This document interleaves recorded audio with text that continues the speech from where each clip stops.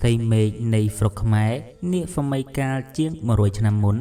ហាក់ត្រូវបានគ្របដណ្ដប់ដោយស្រមោលដ៏ធំល្វឹងល្វើយនៃរបបអាណានិគមនិយមបារាំងអស់រយៈពេលជាច្រើនទសវត្សរ៍មកហើយដែលប្រជារាស្ត្រខ្មែរត្រូវរស់នៅក្រោមការគ្រប់គ្រងយ៉ាងតឹងរ៉ឹងនិងការដាក់កំហិតគ្រប់បែបយ៉ាងនៅឯទីក្រុងឬទីប្រជុំជនធំៗគេអាចនឹងសង្កេតឃើញនៅភាពស៊ីវិល័យអគាររចនាបថអឺរ៉ុបខ្ពស់ៗរថយន្តទំនើបនិងផ្លូវថ្នល់ខ្វាត់ខ្វែងប៉ុន្តែសម្រាប់ប្រជារាស្ត្រតាមទីវាលស្រែជនបទដាច់ស្រយាលវិញអាណានិគមនិយមបារាំងមានន័យត្រឹមតែជារដ្ឋបាលអំណាចបរទេសដ៏ហ្វែនឃូខើដែលតែងតែឆក់យកញើសឈាមកម្លាំងកាយនិងស្នាមញញឹមរបស់ពួកគេជារៀងរាល់ឆ្នាំតែប៉ុណ្ណោះកសិករដែលខំប្រឹងប្រែងភ្ជួររាស់ហូរញើសស្រោចដីមិនមែនធ្វើដើម្បីតែបំពេញក្រពះគ្រួសារខ្លួនឯងទាំងស្រុងនោះទេតែត្រូវត្បិតត្បៀតហ្វិនហ្វំទុកបងពន្ធដីធ្លីនិងពន្ធហ្វប់សារពើជូនរដ្ឋអំណាចភាពក្រីក្រតោកយ៉ាការជំពាក់បំណុលនិងការគៀបសង្កត់បានរុញច្រានឲ្យសង្គមមានភាពវឹកវរមនុស្សមួយចំនួនរកប្រាក់មិនបានតល់ច្រកក៏ធ្លាក់ខ្លួនប្រែទៅជាចោរឆក់ប្លន់កាប់សម្លាប់គ្នាយ៉ាងអនាធិបតេយ្យនៅតាមតំបន់ដែលឆ្ងាយពីភ្នែកច្បាប់ងាកចេញពីភាពអ៊ូអរនៃទីប្រជុំជនធ្វើដំណើរចូលមកកាន់ទីជនបទមួយដែលលាក់ខ្លួនយ៉ាងស្ងៀមស្ងាត់នៅចន្លោះធម្មជាតិដ៏ធំល្វឹងល្វើយ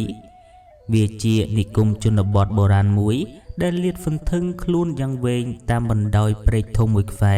និងមានខ្នងបង្អែកជាប់ទៅនឹងមាត់ព្រៃក្រាស់ដ៏ហ្វែនងងឹតនិងអាចកំបាំងព្រែកធំនេះប្រៀបបាននឹងសរសៃឈាមរបស់ភូមិទាំងមូលនៅរដូវវស្សា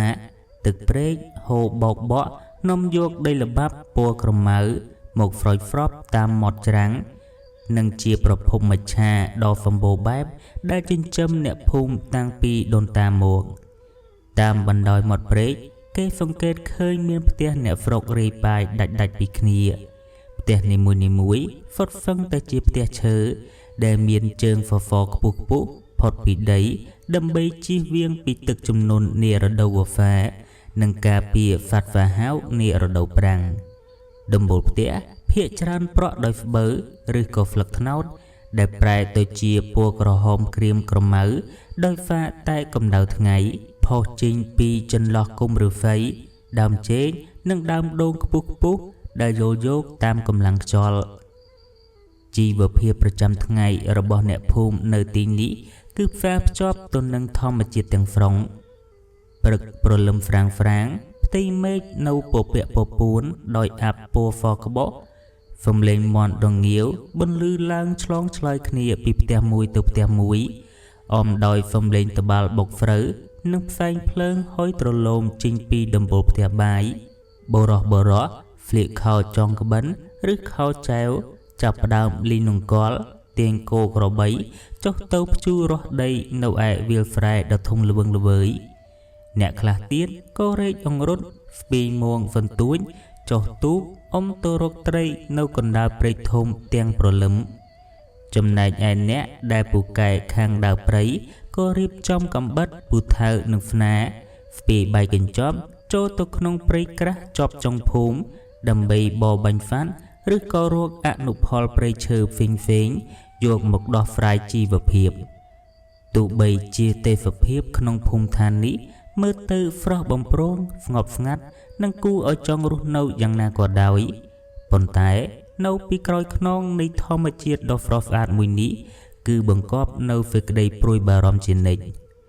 រាល់ពេលព្រះអាទិត្យរៀបតែនឹងលិចសូរស័ព្ទយំកងរំពងចេញពីមាត់ព្រៃ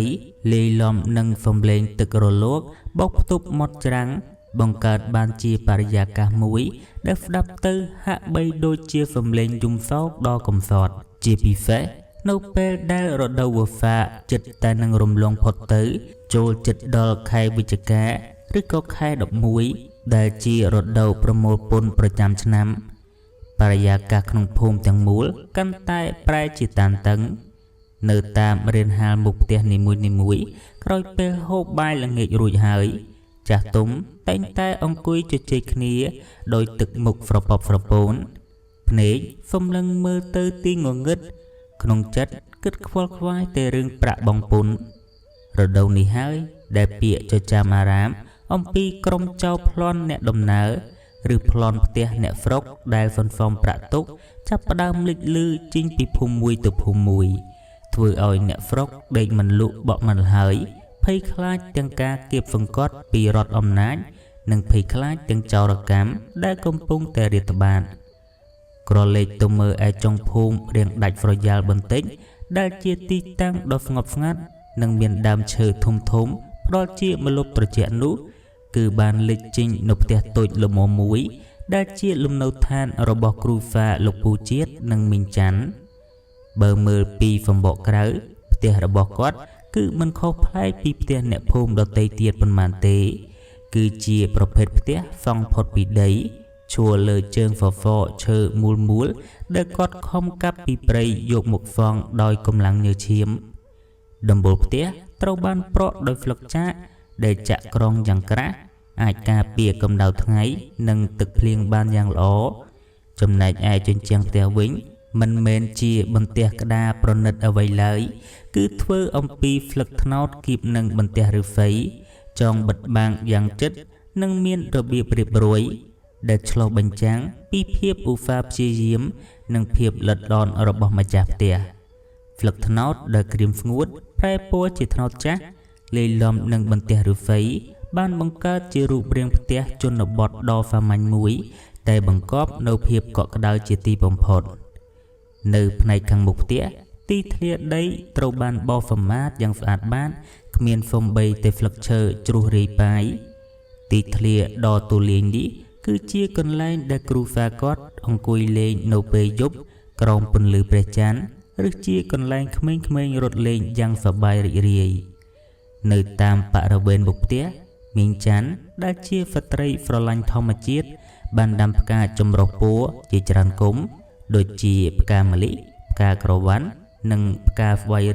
ឬក៏ផ្កាម៉ោង10ដែលកំពុងតែរីកស្គុះស្គាយបញ្ចេញក្លិនក្រអូបប្រហើរតាមជំនោរខ្យល់បក់ជួយរំសាយរាល់ភាពនឿយហត់ពីការងារស្រែចម្ការមិនឆ្ងាយពីជណ្ដើរឡើងផ្ទះប៉ុន្មានមានដាក់ពាងទឹកមួយអមដោយត្រឡោកដួសមានដងធ្វើពីឈើសម្រាប់ឲ្យសមាជិកគ្រួសារឬភ្ញៀវដែលមកលេងងូតលាងសម្អាតជើងនិងជម្រះក្អែលដីមុននឹងបោះជំហានឡើងទៅលើរានហាលលើផ្ទះដែលនេះជាទំនៀមទម្លាប់ដ៏ប្រពៃរបស់អ្នកស្រុកខ្មែរតាំងតែពីបុរាណកាលមកងាកទៅមើលផ្នែកជំហានផ្ទះឯនោះវិញគឺជាហ្វូនដំណាំបៃតងដ៏គួរឲ្យគយគន់ដែលដុះលូតលាស់ដោយសារទឹកដៃថែរក្សាទាំងពីរអ្នកប្តីប្រពន្ធនៅទីនោះមានសង់រោងទ្រើងតូចដែលពោពេញទៅដោយដើមននោងកំពុងតែវាឡើងទ្រើងតោងពត់យ៉ាងស្កេកស្កាស់និងមានផ្កាពណ៌លឿងស្រស់រីកលាយឡំគ្នានិងផ្លែតូចធំយកតាមខ្យល់នៅលើដីក្បែរនោះដើមល្ពៅកំពុងតែបោះទួងលាតសន្ធឹងស្លឹកពណ៌បៃតងចាស់គ្របដណ្ដប់លើផ្ទៃដីលាយឡំជាមួយដំណាំបន្លែបង្ការផ្សេងទៀតដែលធ្វើឲ្យគ្រូហ្វានេះកម្រនឹងខ្វះម្ហូបអាហារណាស់ហួសពីហ្វូនដំណាំបន្តិចគេសង្កេតឃើញមានពាងទឹកធំមួយជូររៀបចំយ៉ាងមានសណ្ដាប់ធ្នាប់ចំនួនប្រហែល4ពាងទាំងនេះត្រូវបានត្រៀមទុកយ៉ាងប្រុងប្រយ័ត្នសម្រាប់ត្រងទឹកភ្លៀងពីដំបូលផ្ទះនារដូវវស្សាដើម្បីស្តុកទឹកថ្លាឆ្វេងទុកហូបចុកនិងប្រើប្រាស់ប្រចាំថ្ងៃមិនឲ្យខ្វះខាតឡើយធ្វើដំណើរហួសទៅដល់បរិវេណខាងក្រោយផ្ទះគឺជាជំរកនៃភាពសម្បូរសប្បាយមួយទៀតនៅទីនោះមានស្រះទឹកមួយដ៏ធំល្វឹងល្វើយដែលពូជាតិបានខិតខំជីកដោយផ្ទាល់ដៃកាលពីប៉ុន្មានឆ្នាំមុនផ្ទៃទឹកស្រះមានពណ៌ខៀវស្រងាត់ឆ្លុះបញ្ចាំងផ្ទៃមេឃនិងដើមឈើជុំវិញនៅក្នុងស្រះនោះគាត់បានចិញ្ចឹមត្រីយ៉ាងច្រើនសន្ធឹកសន្ធាប់ពេលខ្លះគេអាចឮសំឡេងត្រីហែលប្រដេញគ្នាឬលោតទៅទះទឹកលន់ឬហ្វូប្រើបង្កើតបានជាទីដ៏គួរឲ្យទាក់ភ្នែកជាខ្លាំង nơi chung vinh một phá cót mân bần đôi ở đây nơi tùm này lời đời bàn đam đỗ nơi đầm nam hộp lẽ nâng đầm nam chỉ tràn tiết chỉ bị phép cứ đam ông bớ để đốc chỉ chú miền đam thôm thôm nâng bố bỏ phật rồi bê miền cho bỏ mà đòn tập hiệp trung bình tê hà bỏ bù chiến cứ ban bong hai nhân chấm á vì chi vượt cru pha cả về co cùng ru muối để ru nâu đôi ca pưng bay lơ cầm lăng như chiêm khuôn ảnh phà mảnh ngọt ngát nâng bô pinh tật đôi cái đầy phục cờ lệ một mờ tập hiệp chi vượt hiệp ru nớ rồi chăm ngày ở bỏ cru pha bù chiến anh vĩnh tụ bay chịp tè phòng bay nâng bạ ra bên trung bình tê miền rồi biệp riệp rối cú oi trong ru nâu có bật mến bần tài chi vợ hiệp rồi bỏ phụ con cứ mình khóc lại vì nẹp hôm tu tơ bần màn lại cứ vật thất nó không cùng rừng ở chúng run nâu pha manh đôi tay kê đôi tay anh nó không phùm than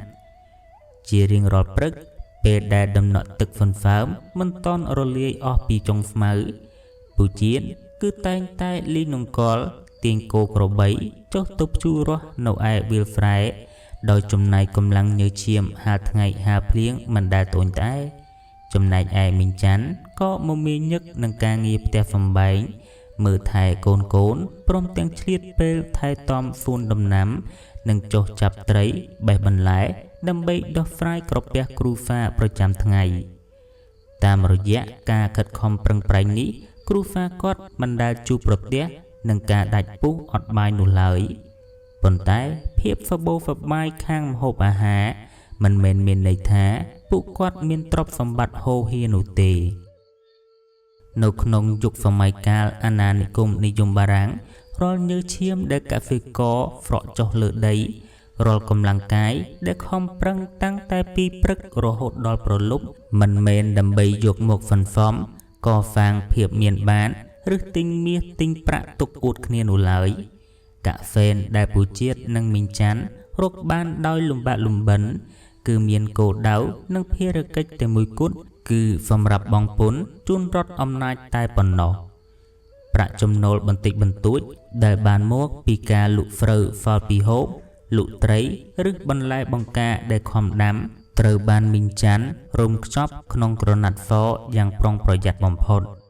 nâu khung tú rước krong knai rồi bỏ phụ con cứ miền phê phò prạ phòng bay tay mùi phén phòng rạp tinh phòng lị bom bẹ thmây oi côn pro frấy rước phòng rạp phần phòng túc chỉ đông cầm phun đâm bay túc thưa tôn bông rịch một rồi bỏ tột ngày một lời rột bàn bồn mán cứ phòng rạp tay bom pin cả ta bạc cách bồn đá để rót âm nai ban cầm nọt đôi miền ca to hòa ca phần phòng prạ nghe phần mai nô tiệt pháo cứ chia rương mũi đai lùm bẩn tới tại đạch so tổ hơi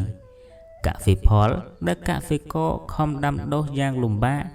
bề dục tổ lụ nâu tịp phá cứ miên đâm lay thao cọp đầy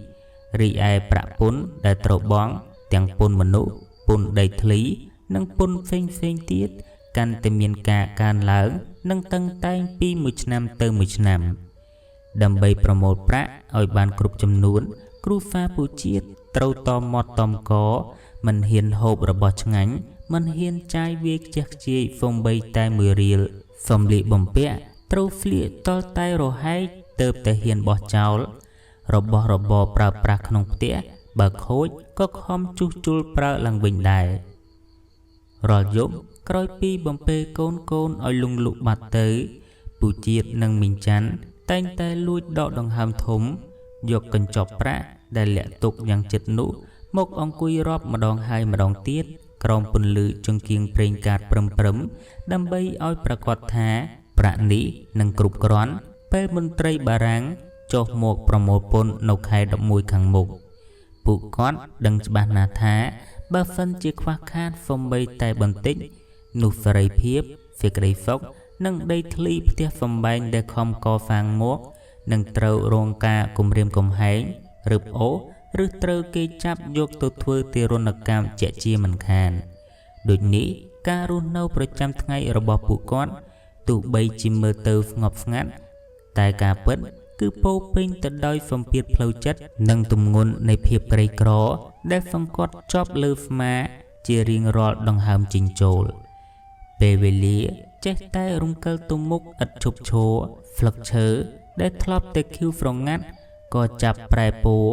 រីឯផ្ទៃមេឃក៏អូហ្វាមានពណ៌ខ្មៅងងឹតស្រអាប់បញ្ជាក់ថារដូវវស្សាចិត្តកន្លងផុតហើយខែ11ដ៏ហ្វេនរន្ធត់ក៏កាន់តែខិតជិតចូលមកដល់ស្រមោលនៃការប្រមូលពន្ធរបស់រដ្ឋអំណាចបារាំងបានលាតសន្ធឹងគ្រប់ដណ្ដប់លើភូមិឋានទាំងមូលធ្វើឲ្យបរិយាកាសដែលធ្លាប់តែស្ងប់ស្ងាត់ប្រែទៅជាតានតឹងនិងពោពេញដោយសេចក្តីភ័យខ្លាចអ្នកភូមិភាគច្រើនដែលហ្វុនហ្វំប្រាក់មិនតាន់គ្រប់ចំនួនចាប់ផ្ដើមឆោឡោភ័យហ្វ្លន់ហ្វ្លោនិងខ្វល់ខ្វាយដេកមិនលក់បក់មិនហើយភាពតក់ស្លុតបានរុញច្រានឲ្យពួកគេលេងស្គាល់ពាក្យថាសម្រាកលោកពូប្រុសដែលធ្លាប់តែត្រឡប់ពីស្រែចម្ការនៅពេលថ្ងៃលិចពេលនេះទោះជាមេឃងងឹតហ្លុកមើលមុខគ្នាមិនយល់ក៏នៅតែបន្តមុជទឹកកកាយដីទាញសំណាញ់រាវក្តាមរាវខ្យងនិងនេសាទត្រីទាំងយប់អាត្រៀតកណ្ដាលទឹកហ្វឹនហ្វើមចំណែកឯមីងហ្វ្រៃវិញខ្លះត្បាញទាំងយប់ទាំងថ្ងៃក្រោមពន្លឺជង្គៀងប្រេងកាតព្រឹមខ្លះទៀតក៏ខំក្រោកតាំងតែពីព្រឹកមន់រងាវ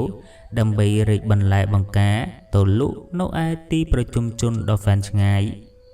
ស្នាមញញឹមដែលធ្លាប់តែមានក៏ត្រូវជំនួសដោយភាពនឿយហត់ទឹកមុខហ្វ្លេខ្លាំងនិងកែវភ្នែកដែលពោពេញទៅដោយភាពអស់សង្ឃឹម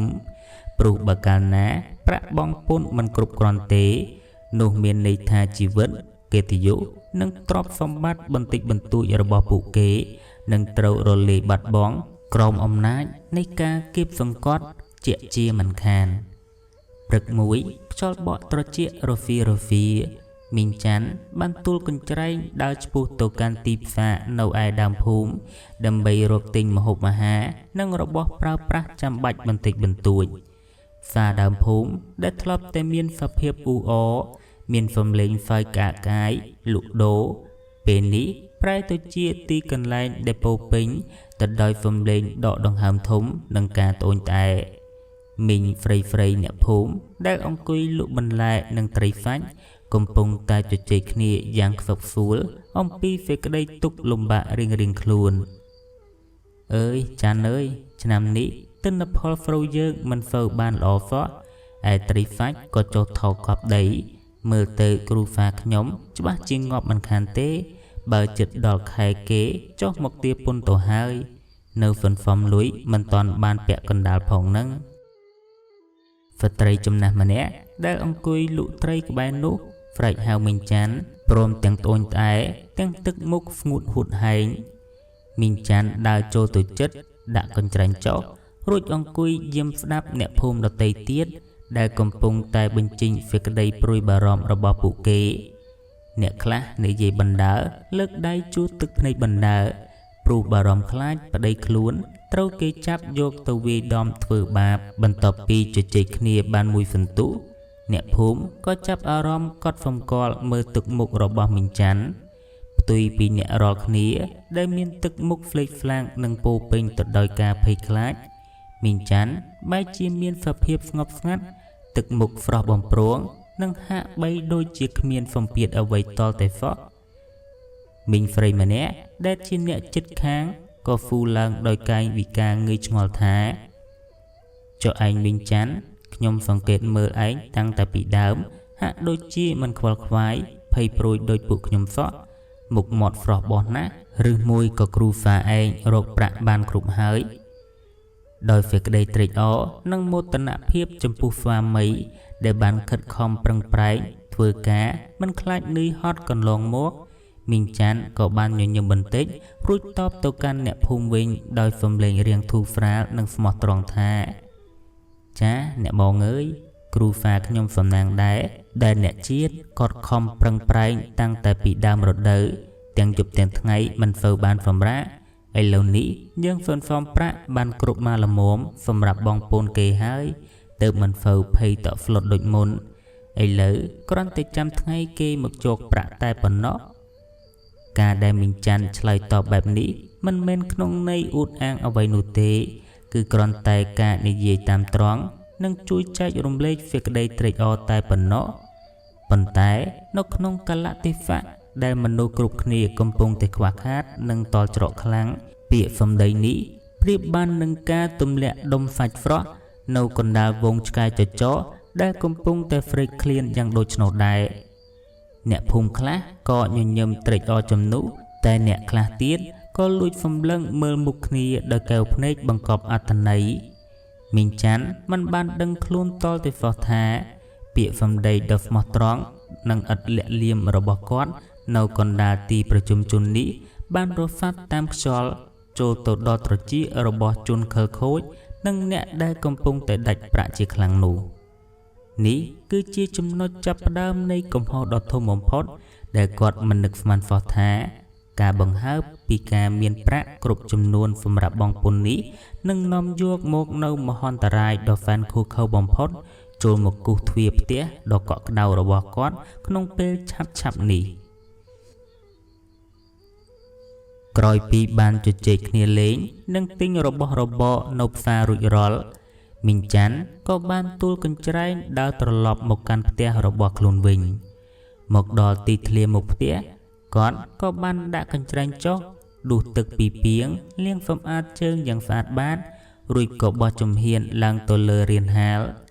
ពេលនោះពូជាតិកំពុងតែអង្គុយផ្អែកខ្នងទៅនឹងសសរផ្ទះកំពុងតែផ្ចិតផ្ចង់ជួសជុលមួងនេសាទដែលរហែកនិងសំលៀងកំបិតរបស់គាត់ទុកសម្រាប់ប្រើប្រាស់មីងច័ន្ទដើរចូលទៅអង្គុយជិតប្តីទាញកូនកំបិតនិងយកបន្លែដែលទើបតែបេះក្បែរផ្ទះមកអង្គុយបេះជិតនោះរួចក៏ចាប់ផ្ដើមបើកកកាយរឿងរ៉ាវដែលខ្លួនបានឃើញនិងបានឮនៅឯផ្សារប្រាប់ទៅកាន់ហ្វាមីទាំងទឹកមុខរៀងកង្វល់បន្តិចអ្នកអើយព្រឹកមិញនៅឯផ្សារខ្ញុំឃើញអ្នកភូមិយើងច្រើនណាស់កំពុងតែភ័យព្រួយទឹកមុខអ្នកណាក៏ស្ងួតហួតហែងដែរគេនាំគ្នាត្អូញត្អែជុំសោពីរឿងរកប្រាក់បងពុនមិនតាន់គ្រប់អ្នកខ្លះតាំងតែពីដើមរដូវមករកមិនបានសូម្បីតែពាក់កណ្ដាលនៃប្រាក់ដែលគេទារផងមើលទៅគួរឲ្យអាណិតណាស់មីងច័ន្ទរៀបរាប់បណ្ដើដៃបេះបន្លែបណ្ដើពូជាតិឮដូច្នេះក៏ដកដង្ហើមធំទម្លាក់មួងនេសាទចុះបន្តិចរួចពោលតបទៅកាន់ប្រពន្ធដោយសំឡេងរាបស្មើថាសម័យនេះវាអញ្ចឹងហើយម៉ែវារដ្ឋអំណាចគេគៀបសង្កត់ពេកកសិករដូចជាពួកយើងទោះជាខំធ្វើការហូរញើសកាត់ថ្ងៃកាត់ភ្លៀងស្ទើរតែបាក់ឆ្អឹងខ្នងក៏នៅតែមិនហ្វល់អ្វីជាដុំកំភួនដែរគ្រូហ្វាយើងចាត់ទុកថាជាសំណាងហើយដែលខំប្រឹងតាំងតែពីដើមទីតមកតំកទើបសន្សំបានគ្រប់គ្រាន់នឹងគេកុំអីប្រហែលជាពេលនេះកំពុងតែរត់ខ្វែងដៃខ្វែងជើងបែកញើសប៉ុនក្របពោតដោយគេដែរហើយមីងច័ន្ទក៏ងក់ក្បាលយល់ស្របតែទឹកមុខរបស់គាត់ប្រែជាតានតឹងជាងមុនរួចបន្ទាបសំឡេងខ្សឹបប្រាប់ប្តីបន្តិចថាត្រូវហើយអ្នកតែរឿងដែលខ្ញុំចង់ប្រាប់នោះគឺដោយសារតែការខ្វះខាតតោកចាក់នេះហើយទើបអ្នកភូមិគេខ្សឹបហ្វៀវគ្នាថាសប្តាហ៍ថ្ងៃនេះមានករណីលួចឆក់និងប្លន់កាប់សម្រាប់កើតឡើងច្រើនណាស់នៅតាមភូមិជិតខាងយើងនិងតាមផ្លូវធ្វើដំណើរមនុស្សកាលណាតែដល់ដំណាក់កាលតល់ច្រកដាច់ចំណីនិងខ្លាចញញើតពីការចាប់ចងរបស់បារាំងពេកគេលេងស្គាល់បុណ្យស្គាល់បាបទៀតហើយដូចនេះហើយពុកវាឯងត្រូវតែប្រយ័ត្នប្រយែងណាយប់ប្រលប់ត្រូវបិទទ្វារបិទបង្អួចឲ្យជិតល្អហើយប្រាក់ដែលយើងសន្សំបាននោះត្រូវរកកន្លែងលាក់ទុកឲ្យកំបាំងបំផុតកុំឲ្យមាននរណាដឹងឲ្យសោះយើងមានតែប៉ុណ្្នឹងទេបើបាត់បង់ទៅច្បាស់ជាវេទនាធំហើយពូជាតិស្ដាប់ហើយក៏ងក់ក្បាលដោយការប្រុងប្រយ័ត្នគាត់លើកកំបិតដែលទៅតែសំលៀងហើយនោះមកមើលមុខដ៏ស្រួចរបស់វារួចនិយាយដោយទឹកមុខរឹងមាំថាម៉ែវាកំភៃអីប្រាក់នេះជាញើសឈាមយើងតាំងតែពីដើមឆ្នាំខ្ញុំបានវិចខ្ចប់លាក់ទុកយ៉ាងជិតឈឹងនៅក្នុងប្រហោងហ្វហ្វក្រោមដំបូលផ្ទះគ្មានអ្នកណាគេដឹងទេឬអាចយកទៅបានងាយៗនោះឡើយទោះជាមានរឿងអ្វីកើតឡើងក៏ខ្ញុំមិនព្រមឲ្យវាធ្លាក់ទៅក្នុងដៃចៅព្រៃទុច្ចរិតទាំងនោះដែរ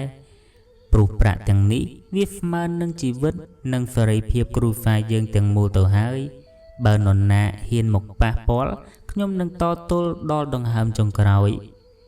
អ្នកទាំងពីរក៏ចេះតែបន្តការសន្ទនាពីនេះពីនោះបណ្ដើរដៃរវល់ធ្វើកិច្ចការប្រចាំថ្ងៃរបស់ខ្លួនបណ្ដើរដោយមិនបានដឹងឡើយថាពាក្យសម្ដីដែលមីងច័ន្ទបានឆ្លោះឆ្លោយនិយាយនៅឯផ្សារព្រឹកមិញនេះបានคล้ายជាធ្នាក់តាក់ទាញមហន្តរាយរួចបាត់ទៅហើយគណៈដែលប្តីប្រពន្ធទាំងពីរកំពុងតែអង្គុយជជែកគ្នាស្រាប់តែបរិយាកាសដែលធ្លាប់តែភ្លឺស្រឡះក៏ចាប់ផ្ដើមប្រែប្រួលយ៉ាងឆាប់រហ័សគួរឲ្យព្រឺសម្បុរខ្យល់ត្រជាក់ខុសធម្មតាចាប់ផ្ដើមបក់បោកកាត់ចុងឈើលន់ស្នូប្រៅអង្រួនស្លឹកឈើឲ្យជ្រុះរាយប៉ាយពេញទីធ្លានិងនាំយកក្លិនសំណើមពីចម្ងាយមកជាមួយពពកខ្មៅក្រាស់ខ្មឹកប្រៀបដូចជាផ្សែងបានរំកិលខ្លួនយ៉ាងលឿនចូលមកប្រមូលផ្គុំគ្នាគ្របដណ្ដប់ពេញផ្ទៃមេឃបាំងពន្លឺព្រះអាទិត្យជិតឈឹងធ្វើឲ្យបរិយាកាសពេលរសៀលប្រែជាងងឹតហ្លុបហាក់បីដូចជាពេលប្រលប់ទៅហើយសំឡេងផ្គរលន់ក្រឹមពីកណ្ដាលអាកាសលាយឡំនឹងភ្នែកបន្ទោឆ្វេងឆ្វាយខ្វាត់ខ្វែងលើផ្ទៃមេឃបញ្ជាក់ប្រាប់យ៉ាងច្បាស់ថាព្យុះភ្លៀងដ៏ធំសម្បើមមួយកំពុងតែរំកិលខ្លួនចូលមកគ្របដណ្ដប់លើភូមិឋានដ៏កំសត់នេះហើយភាពងងឹតនិងភាពត្រជាក់នៃមេឃរដូវវស្សានេះហាក់កំពុងតែរៀបចំឆាកល្ខោនសម្រាប់ព្រឹត្តិការណ៍ដ៏សែនរន្ធត់មួយចង់ដឹងថាតើគ្រូសារបស់ពូជាតិនឹងទៅជាយ៉ាងណាសូមរងចាំស្ដាប់ភាគបន្តទៀត